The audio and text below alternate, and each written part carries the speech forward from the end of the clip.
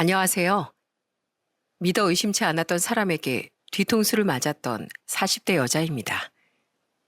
세상에 믿을 놈 하나 없다는 말이 제 인생에도 끼어들 줄은 정말 몰랐어요. 그 옛말처럼 저는 생각지도 못했던 사람이 저질렀던 짓거리에 경악을 금치 못했었는데요. 그 황당한 사연을 여러분께도 공유해보고자 합니다. 제 사연이 부디 여러분께 사람을 다시 한번 조심하게 할 수 있는 도움책 역할을 했으면 좋겠어요. 저는 서울의 대학에 가기 전까지 시골의 한 동네에서 넉넉한 학창 시절을 보냈습니다. 내노라는 부자는 아니지만 그 동네에서 저희 집은 꽤 여유로운 편이었어요. 저희 부모님은 돈이 있다고 거들먹거리기보단 도움을 청하는 동네 분들께 기꺼이 도움의 손길을 내밀던 선한 분들이셨죠. 그리고 그분들 중엔 미래의 제 시모가 된 분도 있었어요. 미안해, 윤수가. 너도 알다시피 우리 집은 농사 짓는 땅이 워낙 작잖아. 게다가 이번 태풍 피해가 우리 논에 너무 심해서 당장 우리 네 식구 손가락만 빨면서 겨울나게 생겼어. 친구인 너한테 참 염치 없지만 이번 한 번만 더 도와주라. 어? 엄마 시모는 어릴 적부터 옆 동네에서 같이 자란 친구였다더군요. 시아버진 다른 지역 분이었는데 시모와 그 지역에서 함께 장사를 하다 망한 후 시모의 고향 옆 동네인 저희 동네에 이사를 와서 농사를 짓기 시작하신 거예요. 저희 집과 달리 형편이 어려웠던 시모는 친구인 저희 엄마께 그렇게 가끔 돈을 빌렸던 거죠. 친구인 두 분 덕에 양가 부모님은 꽤 친하게 지내는 편이었고 자연스레 저와 두 남동생은 저보다 3살, 1살이 많던 시숙과 남편과도 어릴 적부터 함께 자라게 됐어요. 하지만 사춘기가 되고 여중 남중으로 학교가 갈리며 남편과 전 거의 만날 일이 없게 되었다가 성인이 된 후론 서울로 상경해 마주치면 눈인사는 하는 정도로 멀어지게 된 겁니다.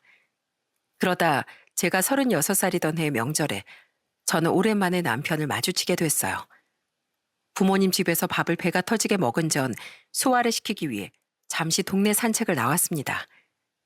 그리고 그때 마찬가지로 산책 중이던 남편을 만나게 된 거예요. 그렇게 우린 어린 시절 이후 아주 오랜만에 산책 겸 나란히 걸으며 긴 대화를 하게 됐어요. 그날이 우리의 운명의 순간이었던 거죠. 지수 너 세무사 됐다며? 진짜 대단하다. 멋있어. 대단은 무슨, 세상에 대단한 사람이 얼마나 많은데. 오빤 회사 다닌다며? 예전에 오빠 나보다 공부 더 잘했었잖아. 그럼 회사도 좋은 회사 다니겠네? 그렇지도 않아. 수능 시험 볼 때 온 힘을 다 쏟아낸 건지 대학 졸업하고선 별 볼 일이 없었어. 사실 나도 세무사 시험 준비했었거든. 그런데 몇 번 떨어지고 나니까 이건 내 길이 아니라는 걸 확실히 알겠더라. 그래서 깔끔하게 포기하고 지금은 적당한 회사 다니면서 만족하고 있어. 돈 많이 버는 것도 좋지만 충분히 노력하고 살다가 안주한 지금 내 삶이 난 참 좋아. 그래? 내 눈엔 나보다 오빠가 훨씬 멋져 보이는데? 자기 삶에 만족하고 행복하다고 말할 수 있는 사람이 서울에 얼마나 되겠어. 아, 그건 그렇고 오빠는 어디 동네 살아? 여태 오빠가 어디 사는지 몰랐네. 나 광진구 쪽. 너는? 세상에, 난 성수동 살아. 우리 바로 옆 동네 살고 있었네. 대화를 나눠보니 남편은 생각보다 더 멋진 사람으로 변해 있더라고요. 비록 직업은 제가 더 좋았을지언정 살아가는 마음가짐이 참 좋다고 생각했거든요. 게다가 알고 보니 집도 바로 옆 동네이지 않겠어요? 그날을 계기로 우린 연락처를 주고받으며 서울에서 만남도 가졌습니다. 그렇게 밥도 술도 몇 번 먹다 보니 대화도 잘 통하고 가치관도 비슷하더군요. 결국 우린 1년의 연애 끝에 웨딩 마치를 올리게 됐죠. 그때 양가 부모님이 정말 얼마나 좋아하셨는지 모릅니다. 상견례 자리는 그야말로 웃음바다였어요. 우리가 그랬으면 좋겠다, 좋겠다 하면서도 진짜 사돈지간이 될지 누가 알았겠니? 그치, 윤수가? 여보, 이젠 윤숙이가 아니라 사부인하고 불러야지. 그렇죠, 사부인, 사돈어른. 결혼 후 가장 편했던 건 명절에 양가를 방문하는 일이었습니다. 물론 양가가 명절을 함께 지내진 않았지만 시댁과 친정이 같은 동네에 있으니 참 편하더라고요. 시부모님은 당시 농사를 그만두고 면사무소 근처에서 아주 작은 삼겹살집을 운영하셨습니다. 두 분은 한 푼이라도 더 벌어야 한다며 명절 당일을 제외하곤 연휴 기간에도 가게 문을 여셨어요. 때문에 저는 명절 전날엔 시댁에서 음식을 하고 명절 당일엔 점심까지 먹은 후 그 다음 날까지 친정에서 지내곤 했죠. 아유, 새아가 결혼하고 첫 명절부터 무슨 일을 그렇게 많이 하겠다고 그래. 천천히 배워, 천천히. 그래, 동서. 자, 여기 앉아. 내가 차근차근 가르쳐 줄 테니까 오늘은 쉬운 것만 해. 알았지? 원래부터 절 며느리감으로 찜했던 시부모님께선 당연히 제게 잘해주셨고 저는 손윗동선 형님과도 사이가 나쁘지 않았습니다. 하지만 딱 한 명 시숙만이 좀 불편하더군요. 재수 씨, 세무사면 돈 많이 벌겠네요. 하긴 세무사는 뭐 아무나 되겠어요. 병훈이도 몇 번이나 물 먹고 결국 포기한 직업인데. 야, 병훈이 넌 평소에 재수 씨한테 기 좀 죽겠다. 재수 씨, 아이 그래서 연봉이 얼마나 돼요? 나한테만 기띔 좀 해줘봐요. 네? 그만 좀 해 여보. 동서 곤란해하잖아. 원래 벌이 같은 건 불편해하면 안 물어보는 게 예의인 거 몰라? 동서가 얼마나 버는지 알면 우리 형편이 나아져? 그리고 서방님 민망하게 예전에 시험 준비했던 얘기 뭐하러 해? 괜히 동서랑 서방님 사이 어색해지면 어쩌려고. 아유, 당신 때문에 분위기 완전 이상해졌잖아. 시숙은 시부모님이 듣는 앞에서도 개의치 않고 남편의 아픈 부분을 건드리며 놀려댔어요. 남편과 제가 서로 벌이나 직업을 신경 쓰지 않는다지만 시부모님 입장에선 다를 수도 있잖아요. 게다가 남편과 저를 비교까지 해대는데 어떻게 제가 눈치가 안 보이겠어요? 거기에다 불편하게 제 연봉을 자꾸 묻기까지 하는데 정말 곤란하더라고요. 형님은 그런 시숙의 옆구리를 쿡 찌르며 핀잔을 주고 말리곤 했습니다. 그런데 그 모습을 유독 시모가 못마땅하게 보더군요. 예, 너 때문에 분위기가 더 이상해진다. 병진이 그냥 농담한 건데 네가 그렇게 반응하니까 진짜 우리 둘째가 못난 애 같잖아. 넌 왜 항상 네 남편을 못난 사람처럼 여기니? 큰애가 회사 그만두고 사업 시작한다고 했을 때도 그렇게 남편을 못 믿어주고 말리더니 왜 가족들 앞에서도 별로 잘못한 것도 없는데 그렇게 지적질을 하냐고. 네 벌이가 별로라서 남편 사업을 못 도와줄 것 같으면 응원이라도 해줘야지. 솔직히 형님 말 중 틀린 부분도 없는 것 같은데 시모는 자신의 큰아들에게 싫은 소리를 하는 형님의 태도가 그냥 싫었던 것 같더군요. 예, 새아가 너희 부모님이 기다리시겠다. 뒷정리 나랑 큰애한테 맡기고 넌 얼른 친정에 가봐라. 네? 아니에요. 오히려 저는 친정이 바로 옆인데 형님이 먼저 가셔야죠. 그래도 맏며느리가 먼저 시댁에서 궁둥이 떼고 그러면 되니? 그럼 얼른 다 같이 뒷정리하고 같이 출발하면 되죠. 형님, 옷 갈아입고 짐 쌀 것도 많으시죠? 얼른 친정으로 출발할 준비하고 계세요. 설거지는 제가 할게요. 아이고, 착해라 우리 둘째. 잘 사는 친정에서 친혼집도 해줬는데 생색은커녕 지 형님 깍듯이 대. 시부모랑 남편한테도 잘해. 돈도 잘 벌어. 빠지는 게 뭐가 있어? 아니에요 어머님. 원래 저 시집 오기 전엔 형님 혼자서 다 하셨던 일인데 오히려 형님이 더 대단하시죠. 전 아직 형님의 반의 반도 못 따라가요. 맏며느리인 형님께 열심히 배워서 그나마 흉내 정도만 내는 거라니까요. 형님, 얼른 나오세요. 저 설거지 거의 다 했어요. 우리 얼른 친정 가요. 그래, 당신. 자꾸 어멈들 차별하는 소리 좀 하지 마로. 당신이 그렇게 말하는데도 꼬박꼬박 여기 찾아와주는 큰애가 얼마나 착해. 큰애야, 얼른 채비하고 나오느라. 사돈 어른들께 드릴 선물 차에 미리 실어놨으니까 잘 전달해드리고. 시모는 날이 갈수록 저와 형님을 차별하려고 들었습니다. 솔직히 전 명절 전날에도 음식을 다 하면 친정에도 가끔 놀러가고 했었기에 친정에 빨리 가고 싶다거나 하는 마음이 별로 없었어요. 그런데 우리 세무사 며느리 돈 버느라 힘들었을 텐데 친정 가서 얼른 쉬어야지 하며 시모가 절 자꾸 일찍 보내주려고 하더라고요. 거기까진 좋았는데 반대로 시모가 형님은 자꾸 붙들어두려고 했다는 겁니다. 시숙은 그러거나 말거나 신경도 쓰지 않았고 형님 편을 들어주는 건 시아버지와 저 그리고 남편이었죠. 저는 항상 시모를 막아서고 꾸역꾸역 형님을 데리고 나오곤 했어요. 그래도 그런 소소한 불편함을 빼면 남편과 제 사이는 무척 좋았습니다. 난 동네 사람들 모두가 존경하는 두 분이 내 장인 장모님이라는 사실이 정말 자랑스러워. 한 번이라도 더 찾아뵙고 옆에서 배우고 싶다니까. 남편은 저희 집에 참 잘했습니다. 회사에서 뭐가 좋다, 장인 장모님께 뭘 선물해드렸다 하는 얘기만 들으면 자기 용돈을 써서라도 귀엽고 그것들을 사오더군요. 물론 시부모님께도 똑같이 챙겨드리긴 했지만 저희 부모님이 참 좋다는 그 말 자체가 저는 너무 고맙더라고요. 장인어른 당금주 좋아하시죠? 제가 장인어른 드리려고 집에서 직접 인삼 다 손질해서 당금주 만들어 왔어요. 뭐? 아니 이걸 자네가 직접? 아이고 이런 귀한 걸 내가 어떻게 먹나. 고맙네. 집에 두고 우리 사이가 만들어다 준 거라고 자랑 좀 해야겠어. 이렇게 저희 부모님을 잘 챙겨주다 보니 제 두 동생 또한 남편을 참 좋아해 줬습니다. 남편은 저희 부모님뿐 아니라 제게도 참 좋은 남편이었어요.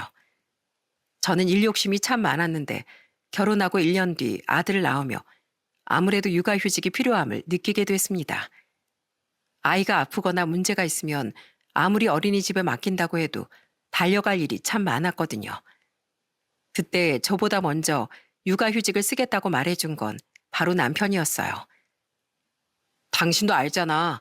우리 회사 남자가 육아휴직 써도 큰 문제 없는 거. 아무래도 대표님이 여자분이시다 보니 그런 부분에서 배려를 많이 해주시잖아. 당신이 나보다 벌이도 더 많으니까 우리 가족을 위해서 내가 쓰는 게 나을 것 같아.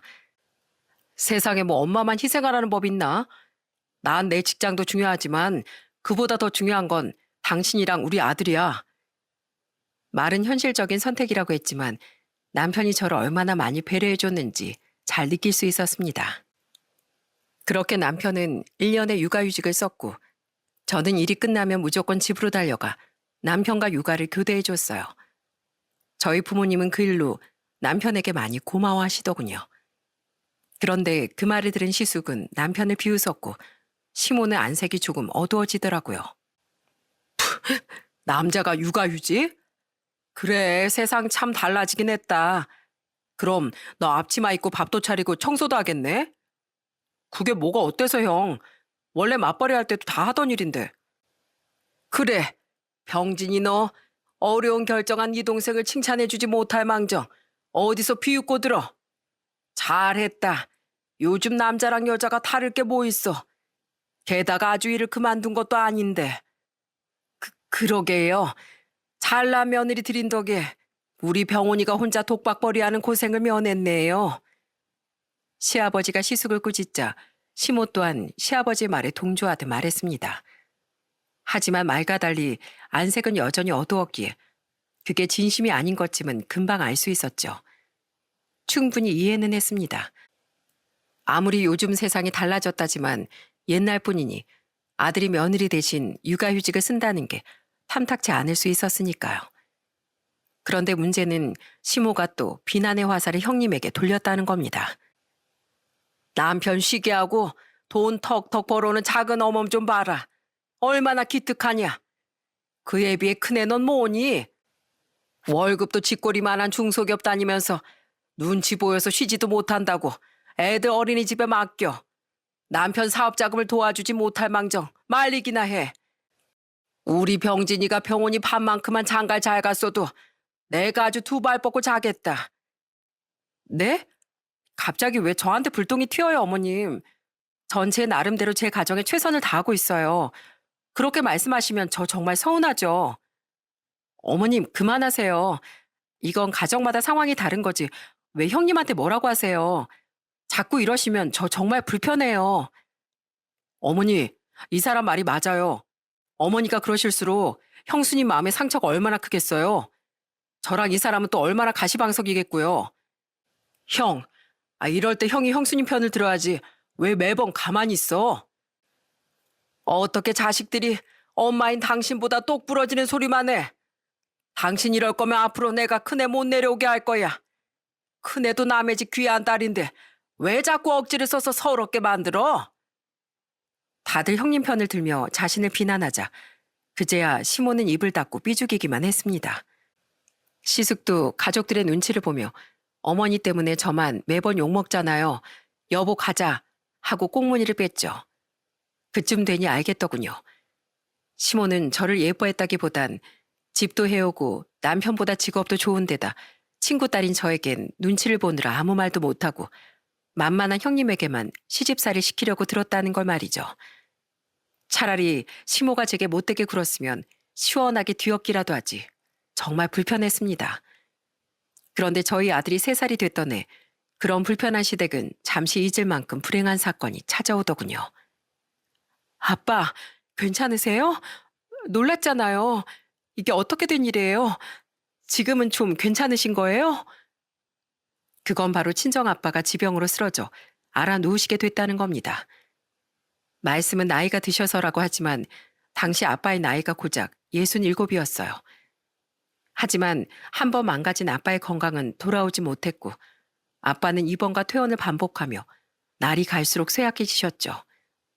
저도 남편도 당시 결혼했던 첫째 남동생 부부와 둘째 남동생도 거의 매주 아빠를 찾아뵀어요.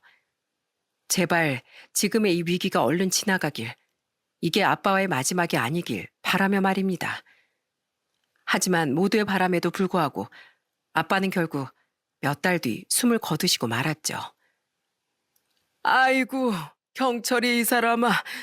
천벌 받아야 될 못된 놈들은 버젓이 명줄을 쥐고 사는데 자네가 뭐가 급해서 이렇게 빨리 간단 말인가. 참 하늘도 무심하시지. 하늘이 착한 사람은 꼭 일찍 데려간다더니 그 말이 맞나 봐요. 세상에 그 건강하던 사람이 고작 몇 달 만에 이렇게 갈 줄 누가 알았겠어요. 슬픈 와중에 아빠의 장례식장엔 정말 많은 분들이 와주셨습니다. 평생 베풀고 선하게 사신 아빠의 인생이 틀리지 않았음을 모두가 증명해 주신 거죠. 아빠 사돈이자 원래 가까운 사이셨던 저희 시부모님은 3일 내내 장례식장을 지켜주시기도 했어요. 윤수가, 아이고 이게 무슨 일이니. 너무 가슴 아파서 힘내라는 말도 못하겠다. 사돈 어른 참 좋은 분이셨는데 하늘도 무심하시지. 시모는 친구로서 저희 엄마 손을 잡고 많은 힘이 돼주었어요. 형님 일로 달리봤던 시모지만 그땐 정말 감사하더라고요. 장례식이 끝난 이후 저와 남편 그리고 두 남동생은 모두 엄마를 모셔가려고 했습니다. 하지만 엄마는 단호하게 거절하시더군요. 난 비록 동네는 조금 달라도 평생 이 지역에서 나고 자랐다. 그런 내 고향을 떠나고 싶지 않어. 게다가 내 나이 고작 66이다. 나 아직 정정해. 아프면 지체 없이 병원에 가고 너희한테도 연락할 테니까 걱정하지 말거라. 그래 어머마. 오래도록 한 곳에 터 잡고 산 사람이 다른 곳으로 가면 병나는 법이야. 내가 네 엄마 옆은 잘 지키고 있을 테니까 아무 걱정하지 마. 바쁜데 자주 내려올 것도 없어. 나뿐 아니라 이 동네 사람들 전부가 네 엄마를 돌봐줄 거야. 그때 저와 동생들을 안심시켜준 사람이 바로 시모였습니다. 다른 건 몰라도 제가 태어나기도 전부터 두 분이 친구였다는 건 사실이지 않습니까? 저는 그런 시모를 철석같이 믿고 고마워했어요.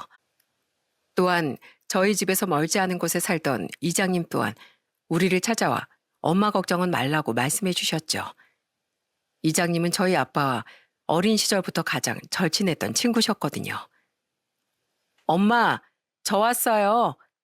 어? 어머님 오늘도 와 계셨네요. 나야 뭐 네 엄마 집에 자주 와 있지. 오늘은 너 온다고 해서 일부러 좀 일찍 온 거다. 그래야 너랑 병원이가 안 그래도 자주 네 엄마 들여다보느라 여기 오가기도 힘든데 나랑 네 시아비까지 보러 오는 수고를 덜 게 아니냐. 네 시아버지는 어차피 농사 때문에 바쁘고 다음에 와서 봐도 되니까 구태 우리 집에 들를 필요 없다. 시모는 자신의 말처럼 정말 저희 엄마를 살뜰히 챙겨주셨습니다. 저희 부부와 두 남동생은 엄마가 걱정되어 정말 자주 찾아뵀었어요. 그런데 매번은 아니어도 시모는 정말 자주 저희 친정에 와 계시더군요. 또한 가끔은 엄마를 챙겨주러 들르던 이장님을 뵙기도 했는데 그런 모습을 보며 참 많이 안심이 됐습니다. 엄마 곁엔 좋은 분들이 이렇게 많구나 싶어서 말이죠. 저는 너무 감사한 마음에 친정에 갈 때마다 시댁에 꼭 들러 용돈이나 맛있는 음식이라도 드리고 오곤 했어요. 이장님 댁에도 마찬가지로 말입니다. 그렇게 시간은 빠르게 흘러 어느덧 아빠가 돌아가신 지도 2년이 다 되었더군요. 그 사이 막내 남동생은 결혼을 했고 엄마 또한 웃음을 되찾으시는 듯 보였어요. 하지만 그것도 잠시 아빠의 두 번째 기일이 되기 몇 달 전부터 엄마는 자꾸 어두운 모습을 보이시더라고요. 엄마, 요새 왜 자꾸 표정이 어두우세요? 무슨 일 있으세요? 아니면 어디 아프세요? 그런 거 아니야. 그냥 네 아빠가 요즘 따라 다시 많이 보고 싶어서 그런 거야. 신경 쓸 거 없어. 어차피 평생 견디면서 살아야 하는 내 문제야. 아무리 물어도 엄만 매번 아무것도 아니라고만 말씀하시더군요. 혹시 시모는 알까 싶어 여쭤봤더니 시모 또한 신경 쓸 필요 없다는 식으로 말했죠. 네 엄마가 사돈 어른 두 번째 기일이 다가오다 보니까 그래서 더 우울해하고 그러는 것 같더라. 그렇게 금술이 좋았으니 그럴 만도 하지. 네 엄마 말처럼 이건 평생 견뎌내야 하는 문제니까 네 엄마가 잘 이겨낼 수 있도록 내가 더 각별히 옆에서 지켜보마. 기일이 지나면 좀 괜찮아질지도 모르니 너무 걱정하지 마. 하지만 아빠의 두 번째 기일이 지나도 엄마는 우울감이 나아지긴커녕 더 힘없는 모습을 보이셨어요. 걱정이 되어 정신과 상담을 받아보자고 해도 엄마는 한사코 거절하시더라고요. 장모님, 저희랑 차 타고 바닷바람이라도 쐬러 가실래요? 아니면 이 사이랑 둘이 오랜만에 읍내 마실이라도 나가실래요? 아닐세, 됐네. 둘 다 이제 그만 가. 나 피곤해. 그런데 언제부턴가 엄만 유독 제 남편만 보면 불편한 기색을 내비치시더군요. 평소 참 잘하던 남편을 그렇게 예뻐하셨으면서 남편이 말을 걸면 흠칫하기도 하고 남편이 어딜 가자고 권하기라도 하면 무자르듯 거절부터 하시더라고요. 장모님이 요즘 나 되게 불편해하시는 것 같지 않아? 그러게, 나도 처음엔 그냥 기분 탓이겠거니 했는데 당신도 느끼지? 어, 왜 그러시지? 이상하네. 그런 일이 몇 번이나 반복되니 너무 이상했습니다. 남편이 직접 대고 엄마에게 장모님 혹시 제가 불편하세요? 왜요? 하고 여쭤봐도 엄마는 아니라며 손사래만 치셨죠. 아무래도 우리가 모르는 뭔가가 있는 것 같은데 그게 뭔지를 모르겠더라고요. 그러다 아빠의 기일이 지난 뒤에 어느 명절날 저는 그 충격적인 이유를 알아내고 말았습니다. 엄마, 진짜 저한테 솔직하게 말해보세요. 대체 무슨 일이에요? 제 남편하고 관련된 뭔가 문제가 있는 거죠? 그러지 않고서야 왜 제 남편한테만 자꾸 불편한 기색을 내비치세요? 오늘은 우리 애 아빠를 아예 쳐다보려고도 안 하셨죠? 아까 동생들한테 전화해서 물어보니까 걔네랑 올케들한텐 평소처럼 대했다면서요. 얼른 말해보세요, 엄마. 네? 말 안 해주면 저 일이고 뭐고 앞으로 쭉 집에 안 올라갈 거예요. 저는 엄마와 집에 둘이 남았을 때 엄마에게 캐묻기 시작했습니다. 엄마가 자신을 쳐다보려고도 않자 남편은 상처받은 기세까지 보였는데 분명 무슨 일이 있어도 있는 거다 싶더라고요. 동서들의 친정으로 이미 출발한 동생들에게 전화해서 물어봐도 엄마 행동은 분명 남편에게 국한된 것이었죠. 엄마가 남편 앞에선 절대 말을 하실 것 같지 않아 저는 아들을 데리고 동네 산책이라도 좀 하고 오라며 남편을 집에서 내보냈던 거예요. 그게 말이다, 지수야. 사실 엄마 요즘 너무 괴로웠다. 네 시어머니 때문에 말이야. 네? 저희 어머님이요? 그게 무슨 소리세요? 네 시어머니가 갑자기 완전 다른 사람이 돼서 나한테 이상한 겁박을 하기 시작했어. 내 그것 때문에 너희들에게 말도 못하고 혼자 소갈이 하느라 속병이 날 뻔했다. 그러니까 그게 무슨 말씀이시냐고요. 알아듣게 좀 얘기해 주세요. 그런데 생각지도 못하게 엄마 입에선 시어머니라는 이름이 나오지 않겠어요? 전혀 알아듣지 못할 말에 이어 엄만 조용히 휴대폰을 꺼내 제게 음성 녹음 파일 하나를 들려주셨습니다. 통화 내용 녹음본인 듯한 그 파일에서 흘러나온 목소린 제 시모와 엄마의 것이 확실했어요. 그리고 두 사람의 대화 내용은 생각지도 못한 충격을 제게 안겨주었죠. 이야, 임윤수. 나 오늘 부녀회 모임 다녀왔다. 부녀회 모임? 그걸 왜 나한테 말을 안 했어? 그거야 부녀회장인 내 마음이지. 무슨 말인지 알겠어? 너희 부부가 이 동네에서 인망 좀 있는 사람이었지만 이 동네에서 제일 목소리 큰 건 나라는 거야. 원래 남자들보다 여자들 파워가 더 큰 법인 거 알지? 내 한마디면 너 이 동네에서 얼굴 들고 못 살아. 사부인, 아니 장말자, 너 대체 나한테 왜 이래? 네가 나한테 분명히 1억 빌려가면서 타다리 이자까지 쳐서 조금씩 갚는다며. 네 아들 사업 망하게 생겼다고. 그걸 몇 달 동안 밀리길래 이자는 필요 없으니까 돈은 언제부터 갚을 건지 독촉한 것도 아니고 계획을 물어본 게 그렇게 못마땅했어? 어떻게 갚으라는 돈은 안 갚고 나한테 돈 받을 생각하지 말라면서 나한테 겁을 줘? 넌 그 돈 없어도 잘 먹고 잘 살 수 있잖아. 네 남편이 남긴 유산에 사망보험금까지 나와서. 근데 치사하게 그걸 진짜로 받으려고 했냐? 우리 집 형편 뻔히 알면서? 내가 남편 잃은 너 옆에서 많이 위로해줬잖아. 아이 그러면 1억 정도 그냥 줄 수 있는 거 아니야? 나는 네 그 못돼 처먹은 신부가 마음에 안 들어서 이러는 거야. 그래서 그 1억을 끝내 절대 안 갚겠다고? 이것 봐 이것 봐. 아직까지 친구인 나한테 돈 타령이지. 안 갚을 건데? 왜? 꼽냐? 그럼 어디 네 자식들이나 동네 사람들한테 일러봐. 그럼 내가 말했지. 너랑 이장 그놈이랑 바람났다고 동네방네 다 소문내고 다닐 거라고. 네 자식들한테도 마찬가지고. 이장님이 너희 집 자주 찾아가고 전등 갈아주고 이것저것 갖다 주던 거 내가 다 사진으로 남겨놨다고 했지. 네 말대로 사람들이나 네 자식들이 안 믿을 수도 있겠지. 근데 사람 마음이 어디 쉽니? 아니 땐 굴뚝에 연기 날까 하는 것처럼 다들 조금은 너에 대해 의심하지 않겠어? 어디 평생 살아온 동네에서도 고개 못 들고 네 자식들한테도 부끄러운 엄마 한번 돼볼래? 못하겠지? 그러니까 조용히 그 입 닫고 1억에 대해서 말도 꺼낼 생각하지 마. 내가 항상 옆에 붙어서 감시까지 할 거니까. 충격적이었습니다. 그러니까 그 녹음본에 의하면 시모는 시숙 사업의 일로 엄마에게 1억을 빌린 뒤 자신의 말대로 갚기는커녕 엄마에게 저런 으름장을 놨던 거죠.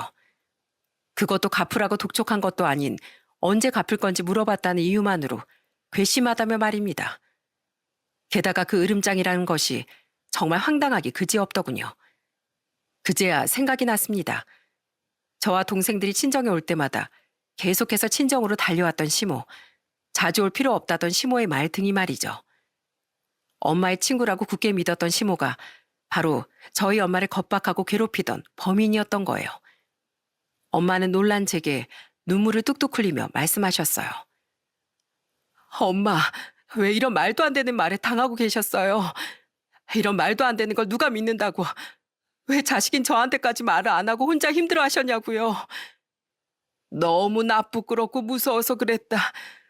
아무래도 내가 옛날 사람인데다 여기 몇십 년씩 보고 지낸 사람들 뿐이니 동네에서 그런 말 자체가 나오는 게 무서웠어. 게다가 내가 아니라고 해도 네 시어머니 말처럼 뒤에서 사람들이 뭐라고 수군댈지 누가 알겠니? 너희들에게 말했다가 만약 너희가 날 의심이라도 하면 그걸 내가 어떻게 견뎠겠어. 무엇보다 죽은 네 아빠 얼굴에 먹칠을 하기는 죽기보다 싫었다. 게다가 요즘 세상엔 증거가 없으면 뭐든 증명하기도 힘들지 않니. 그래서 차마 너희나 사람들에게 말을 못했을지언정 만약을 대비해서 모든 통화 내용을 녹음해 놨던 거야. 엄마는 시모와 나눈 다른 통화 내용을 몇 개나 더 들려주셨습니다. 시모는 그 뒤로도 엄마는 돈 이야기를 꺼내지도 않았는데 자꾸만 엄마에게 으름장을 놨더라고요. 네 자식들에게 전화로 무슨 말 하진 않았겠지? 내 남편한테도 말하면 알지? 하는 식으로 말이죠. 마지막으로 엄만 계속해서 우리에게 그것들을 들려주는 일을 망설였던 이유를 말해주셨어요. 그 착한 김서방이 자기 엄마가 한 짓을 알게 되면 너무 큰 상처를 받을 것 같았다. 솔직히 김서방 보면 네 시어머니가 떠올라서 자꾸 외면하게 된 것도 사실이야. 그래도 김서방은 사실 아무 잘못이 없지 않니? 정말 눈이 뒤집혔습니다. 그토록 고마워서 용돈도 선물도 다 가져다 바쳤건만 시모가 뒤에선 저희 엄마에게 이런 짓을 했다는 사실을 도저히 용서할 수 없었죠. 그 순간 남편이 아들과 집에 들어오더군요. 저는 이건 숨길 일이 아니라고 생각해 남편에게 시모의 만행을 전부 이야기해 주었어요. 녹음 파일까지 모두 들어본 남편은 경악을 금치 못했고 엄마는 눈물을 흘리며 남편을 제대로 못 쳐다보시더라고요. 남편은 그런 엄마의 손을 잡고 눈물을 뚝뚝 흘리며 말했죠. 장모님, 이게 사실이면 정말 얼마나 힘드셨어요. 죄송해요. 저도 정말 저희 어머니가 왜 그러셨는지 모르겠어요. 이럴 게 아니라 당장 저희 어머니한테 가서 따져봐야겠어요. 이건 절대 그냥 넘어가선 안 될 일이라고요. 저와 남편은 아들을 엄마에게 맡기고 즉시 삼겹살 집에서 장사 중인 시모에게 달려갔습니다. 처음엔 영문도 모르고 우리를 맞이하던 시모에게 남편은 모든 진실을 읊으며 따졌어요. 어머니, 형 사업일로 저희 장모님한테 1억 빌려가셨다면서요? 그런데 다달이 이자까지 쳐서 갚기로 한 돈을 갚기는커녕 어디 친구한테 빌려준 돈을 받으려고 하냐고 괘씸하다고 하셨다면서요? 그리곤 또 돈 얘기 꺼내거나 어머니가 돈 안 갚겠다고 한 거 사람들한테 말하면 이장님이랑 장모님이 바람났다는 헛소문을 퍼뜨리겠다고 겁까지 주셨다면서요? 이게 대체 무슨 몹쓸 짓이에요? 네? 뭐? 아니, 그걸 윤숙이 걔가 다 말했단 말이냐? 아니 내 말은 우선 조용히 좀 하거라. 여기 손님 있어. 손님이 있으면 뭐요? 이미 세상 창피한 일은 다 저질러 놓고 이제 와서 뭐가 창피하세요? 이게 무슨 소리야? 뭐가 어쩌고 어째? 당신 그 1억 나중에 병진이 사업 다시 잘 풀리면 그때 사부인이 천천히 갚으라고 했다고 하지 않았어? 당신 사부인한테 돈 빌려서 병진이 해준 거 나한테 숨겼다가 들켰을 때 분명 그렇게 말했잖아. 그런데 이장님하고 뭐가 어쩌고 어째? 그 소란을 듣고 주방에 있던 시아버지까지 달려나오시더군요. 이미 두 테이블에 있던 손님들은 고기를 먹기보단 우리의 대화에만 집중하고 있었죠. 들어보니 시모는 시아버지에게도 비밀로 하고 시숙에게 돈을 해줬다가 걸린 후에 저런 식으로 둘러댔었던 겁니다. 실은 엄마에게 돈을 갚을 생각은 전혀 없었으면서 말이죠. 그리고 시모는 당황한 와중에도 끝까지 저희 엄마를 모함하려 들더라고요. 그게 사실은 나도 처음엔 갚으려고 했어요. 병진이가 당신한테 또 사업 어렵다고 말하면 좋은 소리 못 들을 거 뻔히 아니까 나한테만 몰래 찾아와서 어떻게든 돈만 마련해주면 다달이 이자까지 쳐서 갚는다고 했단 말이에요. 그런데 병진이가 계속 사업이 어렵다고 돈을 못 주니까 나도 당황했었어요. 그 와중에 윤숙이가 돈 언제 갚을 수 있냐고 묻는데 생각해보니까 야구르잖아요. 친구라는 게 친구가 어려우면 입 다물고 기다려줄 줄도 알아야죠. 아니, 당신이 그렇게 갚겠다고 했다가 못 갚으면 빌려준 사람으로서 물어볼 수도 있는 거 아니야. 그게 무슨 말도 안 되는 말이야. 당신이 몰라서 그래요. 윤숙이게 어릴 적부터 다 가졌으면서 쥐뿔도 없는 게 사람들한테도 좋은 사람이라고 인정까지 받고 얼마나 짜증나는지 알아요? 나는 집도 못 살고 오빠들한테도 구박받고 살았는데 걔는 집도 잘 살고 오빠 언니들한테도 예쁨 받고 공부 잘한다고 선생님들한테도 칭찬받고 다니는데 나한테는 아무도 관심도 없었다고요. 게다가 결혼도 난 당신처럼 쥐뿔도 없는 인간이랑 결혼했는데 윤숙이 걔는 옆 동네 부잣집 아들이랑 결혼하고 심지어 학교 다닐 땐 우리 아들들이 훨씬 공부도 잘했는데 지금은 지수제가 훨씬 잘 나가잖아요. 그럼 지수랑 우리 병원을 애초에 왜 결혼시켰어? 그땐 차라리 이렇게 질투하면서 살 바엔 가족이 되는 게 훨씬 마음 편한 길일 줄 알았죠. 근데 막상 가족이 돼서 눈앞에서 그 꼴을 보니까 더 배알이 꼴리는 걸 나더러 어쩌라고요.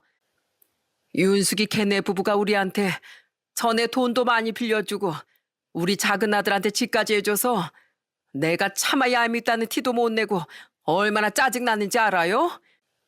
그래도 꾹꾹 참고 우리가 아쉬운 입장이니까 지수 쟤한테 좋은 시애미 노릇 하려고 했는데 돈 좀 잘 번다고 남자인 우리 아들을 육아휴직까지 시키는 거 보고 내가 얼마나 속이 뒤집혔는지 아냐고요. 듣는 내내 저뿐 아니라 가게 안의 모든 사람들이 경악을 했습니다. 가게 안 사람들도 동네 주민과 멀리서 명절이라고 찾아온 그 가족들이었거든요. 시모는 무려 엄마와 시모가 어렸을 때부터 엄마를 시기 질투했던 겁니다. 그걸 여태 숨기고 살다가 아빠가 돌아가신 뒤 본색을 드러냈던 거죠. 박가사돈 돌아가시고 나 솔직히 꼬수었어요. 그렇게 나보다 잘난 듯 살더니 이렇게 일찍 남편 잃고 가부된 걔가 꼴 좋다고 생각했다고요.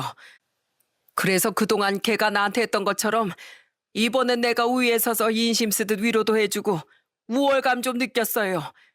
그런데 내가 병진 일로 돈을 빌리니까 순식간에 다시 내가 을이 됐잖아요. 얼마나 약이 올라요. 기왕 돈도 약속한 것처럼 못 갚을 거 아예 갚기 싫었어요. 그리고 이참에 어차피 걔 지켜줄 남편도 더는 없겠다. 좀 못 살게 굴고 싶었어요. 왜요? 솔직히 막말로 걔가 남편 잃고 외로워서 이장님이랑 진짜 그런 짓을 저질렀을지 누가 알아요? 어머님, 미치셨어요? 지금 누구 엄마를 모함하신 거예요? 기다려보세요. 저 기왕 이렇게 된 거 우리 엄마가 결백하다는 건 꼭 입증하고 가야겠네요. 들으면 들을수록 기가 차던 와중 시모는 끝까지 저희 엄마와 이장님을 엮으려고 한 거예요. 동네 분들도 있는데 이대로 있다간 저희 엄마만 억울하겠더라고요. 때문에 저는 얼른 이장님께 전화를 걸어 모든 이야기를 들려드리곤 녹음 파일도 전송해드리겠다고 했습니다. 그러자 이장님은 어이가 없다는 듯 당장 가게로 달려오겠다고 말하셨어요. 그리고 5분도 지나지 않아 이장님은 사모님과 함께 가게로 들이닥치셨죠. 이 정신 나간 여자가 지금 누구 인생을 망치려고 그딴 소리를 해대고 다닌 거야. 이 보쇼 병진이 엄마.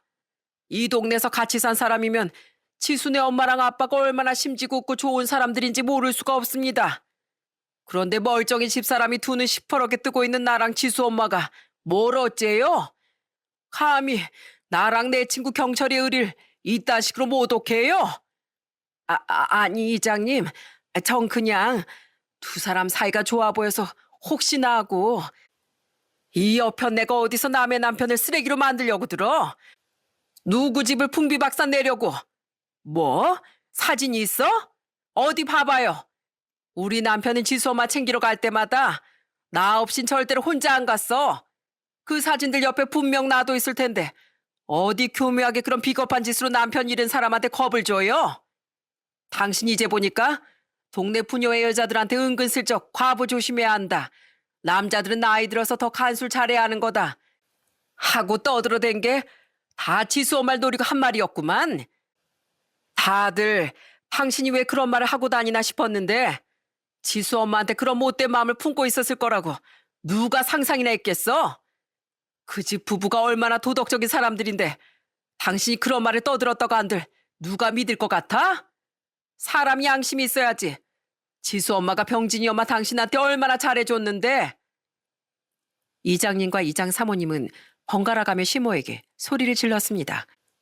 구구절절 틀린 말 하나 없는데 시모가 할 말이 있었겠어요? 그저 입을 꾹 다물곤 죄송합니다 하며 눈치를 볼 뿐이었죠. 시아버진 한숨을 푹 쉬며 손님들에게 죄송하다고 양해부터 구했고 남편은 황당하다 못해 실망스러운 눈으로 시모를 노려보고 있었어요. 마지막으로 전 시모에게 이렇게 말을 했습니다. 질투라는 게 정말 무섭네요. 저희 엄마가 그렇게 싫었으면 적어도 친한 척하면서 어려울 때 도움을 부탁하지 말았어야죠. 저희 엄만 어머님을 진심으로 친구라고 생각하셨어요. 정말 사람이 무섭네요. 믿을 사람 하나 없다는 말이 진짜였어요. 근데 어머님, 모든 행동엔 그만한 대가가 따르는 법이에요. 남편 일은 저희 엄마한테 그런 모욕적인 말로 겁박을 서슴지 않는 어머님한텐 과연 어떤 대가가 따라올까요? 보셨죠? 설사 어머님이 저희 엄마한테 그런 짓을 했다고 한들 결국 사람들은 평생 정직하고 선하게 살아온 저희 엄마 편부터 든다는 거요. 이번 일로 어머님은 며느리 하나랑 돈 주고도 못 산다는 친구 하나를 잃으신 거예요. 전 더 이상 어머님 안 보고 살 겁니다. 입이 10개라도 할 말이 없던 시모는 그런 제게 아무 말도 못하고 제 남편만 불쌍하게 쳐다보더군요. 하지만 남편은 그런 시모를 다시 한번 원망스럽게 노려보곤 저를 데리고 나와버렸습니다. 그리고 저희가 친정에 돌아온 지 얼마 되지 않아 시아버진 시모를 끌고 사과를 시키러 찾아오셨더라고요. 당신 당장 사부인께 사과드려. 무릎 꿇고. 사부인, 저는 미처 몰랐습니다. 정말 죄송합니다. 사부인 돈도 저희가 반드시 갚겠습니다. 미안해, 윤수가. 난 그냥 돈은 언젠가 생기면 갚으려고 하긴 했는데 잠깐 양만 올릴 생각으로 그랬던 거야. 말도 안 되는 소리 하지 마. 이게 그냥 양만 올리려고 했던 거라고? 너네 애초부터 날 친구로도 생각 안 했던 거야. 그러니까 그런 말도 안 되는 짓을 나한테 할 수 있었던 거야. 이런 동네 창피한 일, 동네 사람들한테 전부 알리고 싶지 않았어. 내 자식들도 끝내 모르길 바랬고. 하지만 기왕 이렇게 된 거, 난 잘못한 거 없으니까 고개 빳빳이 들고 살 거야. 그러니까 죄인인 넌 평생 고개 숙이고 죄책감 느끼면서 살아. 내 돈도 갚고. 정말 난리도 아니었습니다. 그날 남편이 시숙에게 전화해 당장 우리 장모님 돈을 내놓으라고 소리를 질렀어요. 돈이 없으면 대출 알아보던가 형이 주변에 직접 빌리든가 하지. 어떻게 어머니한테 돈을 빌려오라고 시킬 수가 있어? 지금 형 때문에 양가가 얼마나 발칵 뒤집어졌는지 알아? 그러게 형수님이 말렸던 사부 왜 꾸역꾸역 2번이나 해서 능력도 안 되는데 이 사다를 만들어? 돈이 없다고? 없으면 빌려서라도 갚아. 은행엔 대출 이자 내야 돼서 받기 싫냐? 그럼 우리 장모님 돈은 자선단체에서 해준 건 줄 알아? 하지만 끝내 시숙은 돈이 없다고 잡아떼더군요. 저는 연휴가 끝난 후 엄마가 걱정되어 휴가를 쓰고 한동안 아들과 엄마 곁에 남아 있었습니다. 그리고 혼자 서울에 올라갔던 남편은 기어코 시숙의 사업장까지 찾아가 돈을 받아내왔더라고요. 원금 1억과 이자까지 모두 말입니다. 그렇게 남편에게 들은 말은 더욱더 기가 막혔죠. 우리 형, 아니 김병진 그 자식 돈이 있었어. 가보니까 사업이 어렵긴커녕 어머니한테 돈 빌릴 때만 잠깐 어려웠고 그 뒤엔 상황이 나아졌더라고. 그냥 형은 돈을 갚기 싫어서 거짓말했던 거야. 어머니가 잘했다는 건 아니지만 그 자식이 어머니까지 이용했던 거라고. 내가 이대로 집안에 개박살 내고 싶지 않으면 당장 돈 내놓으라고 했어. 그런데도 버티길래 내가 형 사업장 가운데서 고래고래 소리 질렀어. 부모한테 구걸시킨 돈으로 사업하는 파렴치하니 이곳 사장이라고 말이야. 그러니까 얼굴이 새파랗게 질려서 그제야 돈 바로 이체해주더라. 쓰레기 자식. 살면서 진짜 마음에 안 들었는데 그 정도로 인성이 덜 돼먹은 놈인 줄은 정말 몰랐어. 난 그 자식 더 이상 형으로도 생각 안 하고 살 거야. 어머니도 더는 안 보고 살 거야. 남편은 파면 팔수록 창피한 자신의 식구들의 일에 대해 엄마에게 죄송해서 어쩔 줄을 몰랐습니다. 엄만 계속해서 죄송하다는 말을 하는 남편에게 한숨을 쉬며 위로를 해주셨죠. 아무것도 몰랐던 자네가 무슨 죄냐며 말입니다. 소문은 빠르게 퍼지고 퍼져 동네에선 시댁에 손가락질을 하고 아주 난리가 났습니다. 그 과부 어쩌고 하는 게 지수 엄마를 겨냥해 산 말이었다고? 게다가 자기 아들 사업자금 빌리면서 그런 추악한 으름장까지 났단 말이야? 세상에 젊은 시절부터 자기 그렇게 도와준 친구한테 어떻게 그런 짓을 할 수가 있어? 그런 인간이랑 같은 동네 산다는 것 자체가 너무 창피해. 결국 창피함을 이기지 못한 시부모님은 식당까지 접고 같은 지역 내 다른 동네로 이사를 갔습니다. 그 와중에 시모는 잔뜩 화가 난 시아버지 눈치를 보고 살기 싫다며 혼자 시숙의 집에서 지내겠다고 찾아갔다고 해요. 하지만 채 3달을 버티지 못하고 결국 시아버지 집으로 들어가야 했죠. 자신도 몰랐던 시숙의 일로 제게 미안해했던 형님이 틈틈이 제게 전화로 시모에 대한 이야기를 해주었어요. 내 남편 도우려다 그렇게 된 건 사실이지만 어떻게 동서 어머니한테 그런 짓을 할 수가 있어? 게다가 평소에 날 그렇게 구박해놓고 어떻게 이 집에 와서 뻔뻔하게 나한테 아침밥 차리고 출근해라. 내 속옷은 손빨래해라. 이런 소리 할 수가 있냐고. 진짜 어이가 없어서 원. 내가 호구도 아니고 이번 일로 더 정 떨어진 어머니 말을 왜 들었겠어? 나 애들 어린이집 보내고 출근도 해야 되니까 어머님이 직접 차려 드셔라.